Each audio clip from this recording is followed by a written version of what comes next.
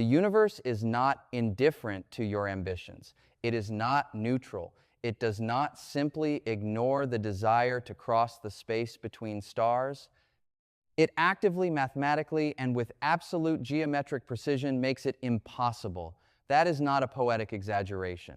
That is a statement derived from the most precisely tested equations in the history of science. And today I want to walk you through exactly why the stars, despite being visible on every clear night, despite feeling almost reachable when you stare at them long enough, are separated from us by a barrier that is not made of distance alone. The barrier is woven into the very structure of space, time, mass, and energy. It is not an engineering problem. It is not a funding problem. It is a problem written into the mathematical foundation of physical reality itself. Let us start with the number that governs everything: 300 million meters per second. That is the speed of light, and it is not merely fast. It is the absolute speed limit of the cosmos. Nothing with mass, no particle, no atom, no spacecraft, no human body can reach it.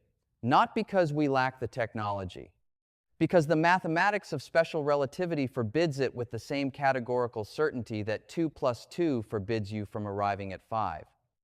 To understand why, you need to understand what happens to mass as it moves.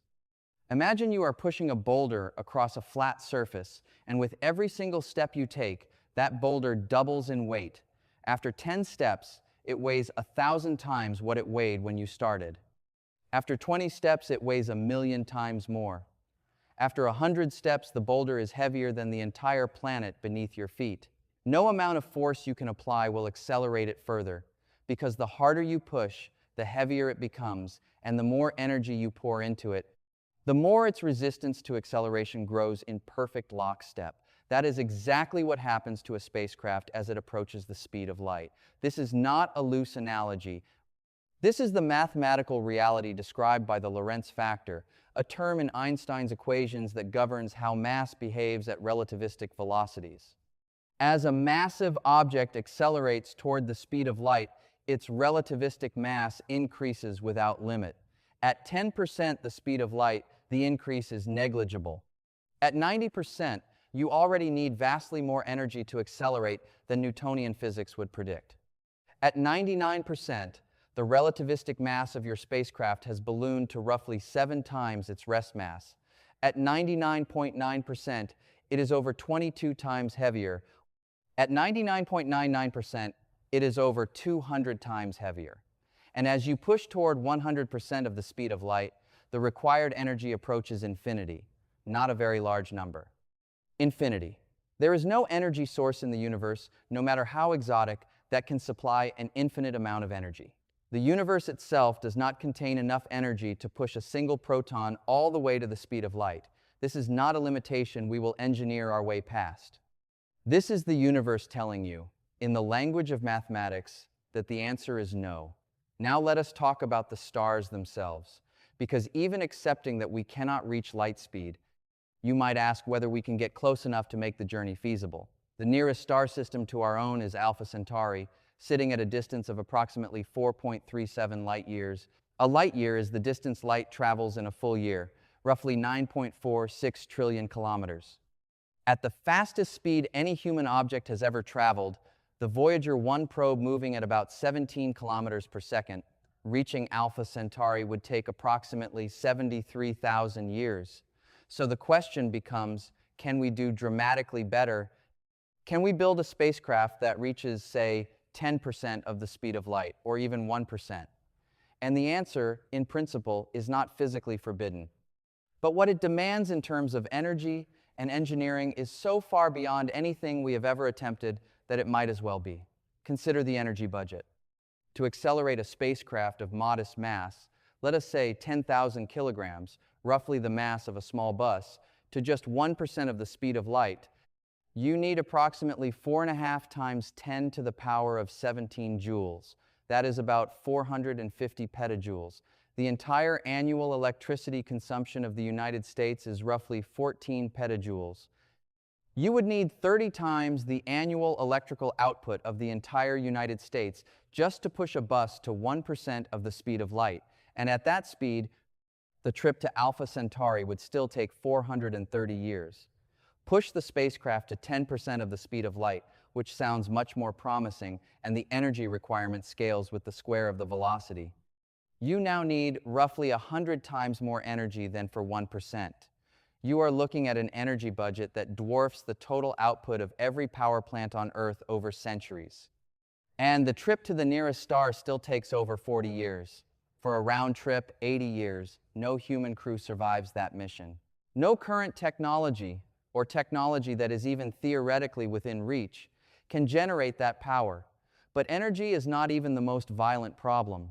The most violent problem is what the journey does to the ship itself. Interstellar space is not empty. This is one of those facts that sounds obvious once you hear it, but the implications are genuinely catastrophic when you work them through. Between the stars, space is filled with what physicists call the interstellar medium. It is extraordinarily sparse.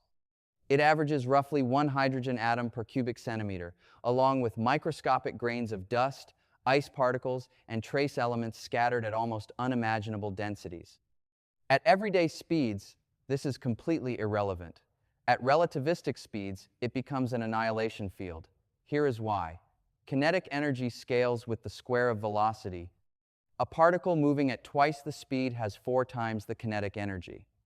But at relativistic velocities, the scaling becomes far more severe because the relativistic mass of the incoming particle is also increasing.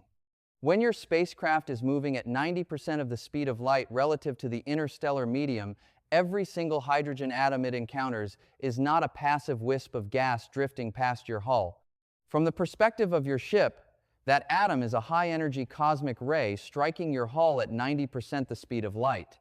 Now consider this. A single hydrogen atom impacting your hull at that velocity carries kinetic energy comparable to a high-velocity bullet. That sounds manageable until you remember that at 90% of light speed, your spacecraft is sweeping through roughly 270 million meters of space every single second, and in every cubic centimeter of that space, there is at least 1 hydrogen atom. Your ship is encountering billions of hydrogen atoms per second, and each one is depositing bullet-equivalent kinetic energy into your structure. The dust grains are worse. A microscopic dust grain, something on the scale of 1/100th of a millimeter, impacting your hull at 99% the speed of light, carries kinetic energy comparable to a thermonuclear weapon. Not a conventional explosive. A thermonuclear weapon. A single speck of dust that you cannot see, that you almost certainly cannot detect in time to avoid, detonating against your hull with the energy of a hydrogen bomb. The faster you travel, the more catastrophically the interstellar medium is weaponized against you. The universe does not simply resist your speed. It turns the fabric of space into a bombardment. You cannot shield against this effectively, because any shield dense enough to absorb relativistic impacts adds mass to your vehicle, which increases the energy you need to accelerate it, which means you are chasing an increasingly expensive problem in both directions. And you cannot steer around the particles because they are everywhere, and your reaction time at those speeds is essentially zero. Now, there is a concept that captures people's imagination at this point, which is time dilation. Einstein showed that a moving clock runs slow relative to a stationary one. At high enough velocities, a crew traveling at 99% of the speed of light would experience time passing at roughly 1/7 the rate that Earth-bound observers do. At 99.99%, time for the crew passes at roughly 1/224th of the external rate. In principle, a crew could travel to a star 20 light-years away and experience only a fraction of a year on board, while 20 years passed on Earth. This is real. It is not science fiction. The mathematics are unambiguous, and the phenomenon has been directly measured with atomic clocks on aircraft and satellites. But time dilation does not solve the problem. It only changes who ages during the journey. The energy requirements are unchanged. The relativistic mass problem is unchanged. The interstellar medium bombardment is unchanged. The spacecraft still has to be accelerated to those velocities, still has to be decelerated at the other end, using the same impossible quantities of energy. Time dilation simply means that if you could somehow solve every other problem, the crew might not die of old age during transit, but you still cannot solve the other problems. and deceleration is its own crisis. People often think about the acceleration phase of an interstellar journey and forget that you have to stop at the other end. Every ounce of energy you spent accelerating the ship to cruising velocity, you now have to spend again in reverse to slow it down. Your total energy budget doubles. Whatever impossible engine brought you up to speed has to run in reverse, or you fly through the target star system in a fraction of a second and continue into the darkness beyond. There is one propulsion concept that physicists take somewhat seriously for reaching a small fraction of the speed of light, which is the laser sail. The idea is to leave the engine at home and push a very thin, very lightweight sail with an extraordinarily powerful ground-based laser array. The Breakthrough Starshot initiative proposed using a laser array of about 100 gigawatts to push gram-scale spacecraft to 20% of the speed of light. At 20% of light speed, the trip to Alpha Centauri takes roughly 20 years. Not centuries, not millennia, 20 years. But the spacecraft in this scenario has a mass of a few grams. It is essentially a microchip attached to a postage stamp. It can carry no crew, no life support, no scientific payload of any significance, and no deceleration mechanism. It will fly through the Alpha Centauri system at 20% of light speed and continue into space forever, unable to stop, unable to return, transmitting a few photons of data back across 4.37 light years, where the signal, even traveling at the speed of light, takes 4.37 years to arrive. That is a remarkable achievement for exploration. It is not interstellar travel in any meaningful human sense. The deeper you examine this problem, the more clearly you see that it is not a problem at all in the engineering sense. Engineers solve problems by throwing resources at them, by iterating designs, by developing new materials. What we are facing here is a set of mathematical constraints imposed by the geometry of space-time itself. The speed of light is not a speed limit in the way a posted sign on a highway is a speed limit. It is the rate at which the universe propagates causality. It is built into the structure of space and time at a level more fundamental than matter and energy themselves. Einstein's special relativity does not describe a law that some future civilization might find a loophole in. It describes the geometric relationship between space and time, a relationship so foundational that violating it would not merely require new technology, it would require a different universe with different mathematical axioms. The stars are not far away in the way that Australia is far from Europe. The stars are separated from us by a kind of distance that is qualitatively different, enforced not by logistics but by physics. There is a certain profound austerity in confronting this. We live on a pale blue point orbiting an ordinary star in an outer spiral arm of a galaxy that contains several hundred billion stars, within a universe that contains several hundred billion galaxies. The cosmos is, by every measure, incomprehensibly vast, and the laws of nature that govern every particle, every wave of energy, every structure from subatomic to galactic scale, those laws draw a firm, mathematical circle around the small region of space we can ever realistically inhabit. This is not a tragedy, it is a fact. And facts, even austere ones, carry their own strange beauty when examined clearly. The universe is not hostile to life.